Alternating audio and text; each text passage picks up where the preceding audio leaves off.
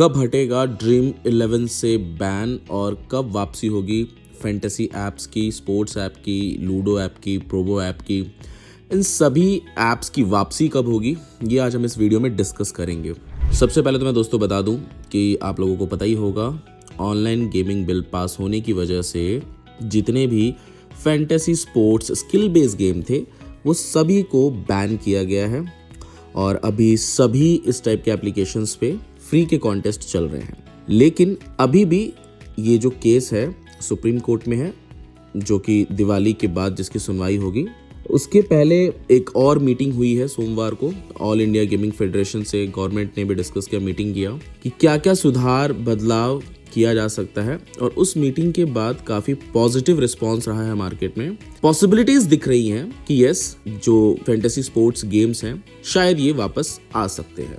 ऐसे कुछ सिग्नल्स दिख रहे हैं। हालांकि मैंने आपको इसके पहले भी मैंने 2 वीडियोस बताए हैं जिसमें मैंने आपको ये भी बताया है कि अगर इस टाइप के गेम्स बैन, मतलब जो कि सुप्रीम कोर्ट की हियरिंग अगर आ जाएगी उसके बाद भी अगर बैन ही रहता है, बंद ही रहता है, उसके बावजूद भी इस टाइप के एप्लीकेशन से कैसे रेवेन्यू जनरेट किया जा सकता है, क्योंकि इस टाइप के गेम्स ने मार्केट में एक अलग छाप छोड़ी है।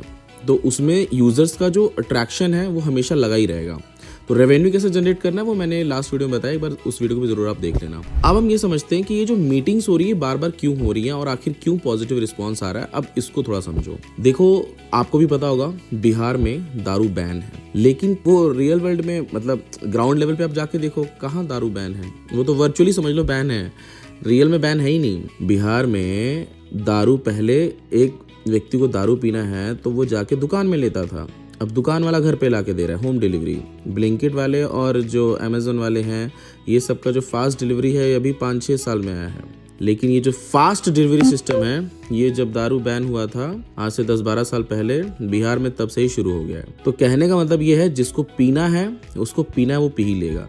सेम सिनेरियो आप इसको कंसिडर कर लीजिए गेम में, कि जिसको खेलना है तो वो खेलेगा ही। अभी जब से 1-1.5 महीने हो गए जब से ये बैन हुआ है, तब से ऐसा नहीं कि कंप्लीटली बैन हो गया तो लोग खेल नहीं रहे हैं, लोग बड़े शांत हो गए हैं। वही सेम चीज अब व्हाट्सएप पे चल रहा है, टेलीग्राम पे चल रहा है, लोग चैनल बना रहे हैं, उसके कई क्लोन एप्लीकेशन बनाए गए हैं फैंटेसी स्पोर्ट्स के, जहाँ पे लोग सेम प्रोसेस में प्ले कर रहे हैं। ये बात है कि पहले ओपनली हो रहा था, लोग आज अभी छुप के खेल रहे हैं। तो इससे और ज्यादा नुकसान हो सकता है, जबकि पहले इन सब चीजों को कंट्रोल में किया जा सकता था कुछ रूल्स लाके। अब उन्हीं सब चीजों पे ये जितने भी गेमिंग इंडस्ट्री के जो बड़े जाइंट्स हैं उनसे डिस्कशन चल रहा है। ऑल इंडिया गेमिंग फेडरेशन, उनके टीम से डिस्कशन चल रहा है कि क्या बदलाव और सुधार लाया जाए, जिसकी वजह से क्या नियम लाया जाए जिसकी वजह से इस गेमिंग इंडस्ट्री को सस्टेन भी रखा जाए, यूजर्स को नुकसान भी ना हो। और एक और मुद्दा आया है अभी बीच में, जो कि ऑल इंडिया गेमिंग फेडरेशन इन सब की तरफ से ये गवर्नमेंट को ये बोल रहे हैं कि भाई देखो, ठीक है तुमने फैंटेसी वगैरह सब तो बंद कर दिया, वहां पे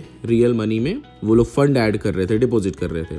तो जो ई स्पोर्ट्स है, ई स्पोर्ट्स में भी आपको पता होगा कि ई स्पोर्ट्स में वर्चुअली कुछ परचेस करने के लिए भी आपको पे करना पड़ता है। तो काइंड ऑफ तो वो भी बैन होना चाहिए, तो वो तो बैन नहीं हो रहा है। तो ऐसे बहुत सारे मुद्दों पे भी डिस्कशन चल रहा है। पॉसिबिलिटी है कि एक और मीटिंग होगी सुनवाई से पहले, जिसमें डिस्कशन किया जाएगा, जिसपे और भी सुझाव रखे जाएंगे, बदलाव किए जाएंगे कि जो गेमिंग एप्स हैं इनको चलते रहने दिया जाए।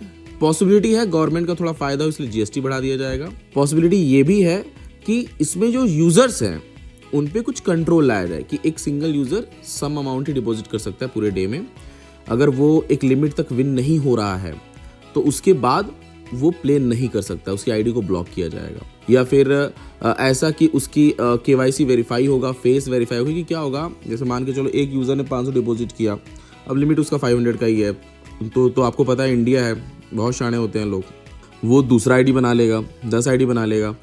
इसलिए वेरिफिकेशन प्रोसेस को थोड़ा सही किया जाएगा, जिसमें एक्चुअली में ऐसा ना हो, सारी चीजें फेयर हों, लोग जो डिपॉजिट कर रहे हैं उनका ऐसा ना हो कि भाई पूरा ही वो डूब जाए। एक लिमिटेड चीज़ों को, मतलब एक यूज़र लिमिटेड हिसाब से ही खेल सके। अगर वो विन हो रहा है तो ठीक है, उसको प्रॉफिट हो रहा है तो ठीक है, अगर लॉस हो रहा है तो उसको गेम प्ले ही ना दिखे या फिर सिर्फ फ्री के कॉन्टेस्ट दिखे। ऐसे जितने भी गेम्स चल रहे हैं, मैं सिर्फ फैंटेसी की बात नहीं कर रहा, पॉसिबिलिटी है जो लूडो है उसमें ऐसी कुछ चीज़ें आ जाएंगी कि जो डाइस होता तो वो लग बेस ही है, तो हो सकता है 4-5 जो आपके नंबर्स आने वाले हैं आगे डाइस रोल होने पे, तो आपको पहले दिखा दिया जाए।